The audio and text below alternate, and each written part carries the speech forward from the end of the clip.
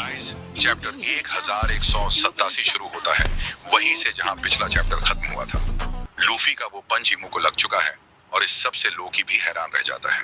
पार अपना ईगो बचाते हुए लोकी कहता है, अच्छा हिट था, पर यह सिर्फ इसलिए मुमकिन हुआ क्योंकि मैंने पहले ही उसे इतना डैमेज दे दिया था। लूफी उसे आराम करने को कहता है क्योंकि वो बहुत ज्यादा घायल है और बस इतनी सी बात पे लोकी भड़क जाता है। आरम, तुम्हें पता भी है तुम किसके सामने खड़े हो? ईमू हाथ से उड़ते हुए ही अपनी डेमोनिक एनर्जी लूफी और लोकी दोनों के ऊपर छोड़ देता है।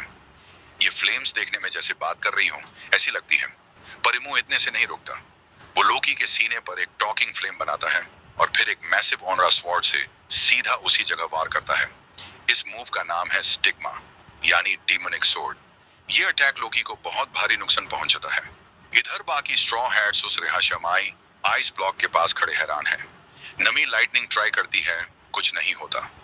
सब कंफ्यूज हो जाते हैं कि ये बर्फ है या डायमंड। इसी बीच रग्नर अपने स्क्विरल फॉर्म में लोकी की हालत देखकर इतना परेशान हो जाता है कि उसकी चिंता की वजह से वही आइस पिघलना शुरू हो जाता है।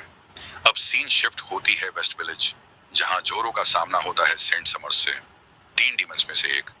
थोड़ी बातों के बाद जोरो सीधा कह देता है कि समर्स का साथी वापस नहीं आएगा क्योंकि वो मरने वाला है। समर्स ये सुनते ही गुस्से में जोरो पर झपट पड़ता है।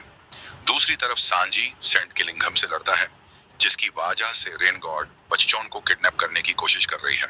संजी किलिंघम को बताता है कि वो उसकी कमजोरी जानता है। मैं तुम्हारी वीकनेस जानता हूँ। इसी लड़ाई के बीच संजी को स्कॉपर गबन की पुरानी बातें याद आती हैं। गबन ने कहा था कि संजी में कनकरर्स हकी जगाने की काबिलियत है, पर उसके लिए उसे किंग बनना होगा। चैप्टर के आखिरी पैनल्स में लूफी अपने गियर 5 में ईमू के सामने आता है। ईमू उसे देखकर कहता है, तो आखिर तुमने अपना असली रूप दिखा ही दिया, जॉय बॉय। लूफी सीधा जवाब देता है, मुझे जो मन आए वो मत बुलाओ। मेरा नाम लूफी है, वो इंसान जो पायरेट किंग बनेगा। और इसी डायलॉग के साथ Saint Nerona Imu versus Monkey D Luffy chapter 1187 खत्म होता है।